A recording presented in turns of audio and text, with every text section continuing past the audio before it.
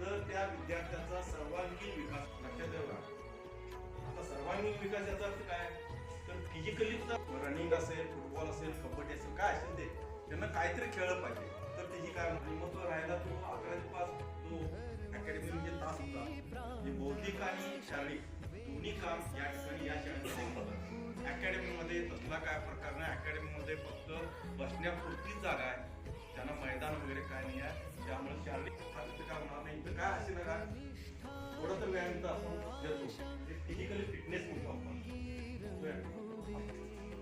तुम्ही घरात जर एखादी वस्तू नाही म्हणतो मुलाला काय तर नाही म्हणतात तर तेवढं लगेच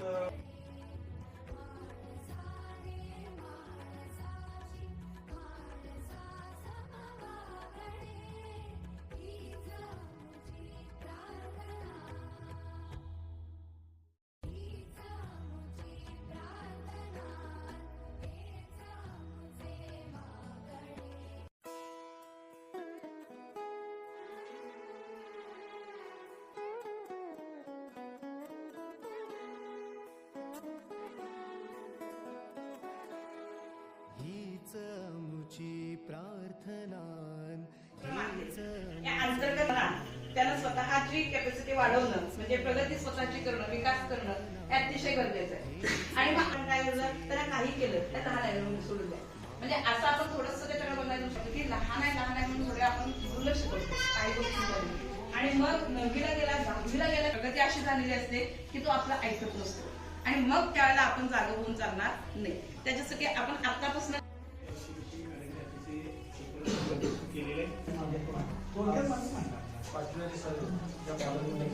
सर्वच पालकांचं पहिल्यांदा विद्यालयात स्वागत करतो की पहिल्यांदा आपण प्रत्येक शिक्षक कुठला शिक्षक होते काय प्रत्येकाला परिचय करून द्यावं.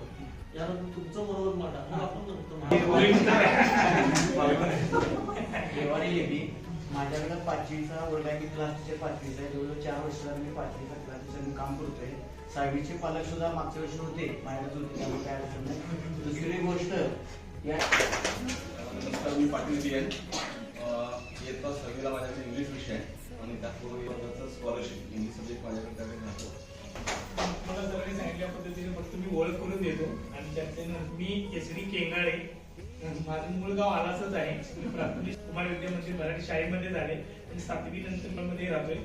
इयत्ता 5वी या वर्गाला मराठी, परिसर अभ्यास 1 म्हणजे त्यामध्ये विज्ञानाचा थोडा भाग आहे, भूगोलाचा थोडा भाग आहे आणि चित्रकला असे 3 विषय इयत्ता 5वी या वर्गासाठी नियमित अभ्यासक्रमामध्ये. आणि स्कॉलरशिप परीक्षेसाठी मराठीचा विभाग जो आहे पन्नास वर्गाचा, तो मराठी फक्त स्कॉलरशिपचं मराठी इतकं माझा 5वीच्या वर्गासाठी आहे. आणि 6वी या वर्गाचा मी वर्ग शिक्षक आहे आणि 6वी या वर्गामध्ये माझं मराठी हा विषय मुख्य आहे वर्ग शिक्षक असल्यामुळं. आणि दुसरा विषय तो भूगोल. म्हणजे एकंदरीत मी भूगोलामध्ये BA झाल्यामुळे भूगोलचे सगळे वर्ग वरच्या वर्गाचे आहेत. फक्त 5वी आणि 6वी यासाठी मराठी आणि उर्वरित सगळे विषय म्हणजे भूगोलाचे.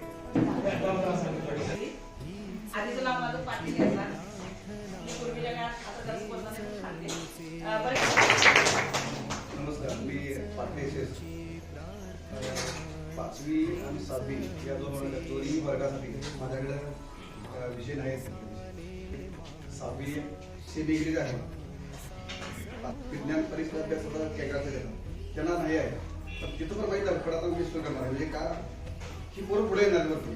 त्यामुळे खायनं जरा बेस चांगला झाला की जरा पुढे आपल्याला उपयोग पडेल.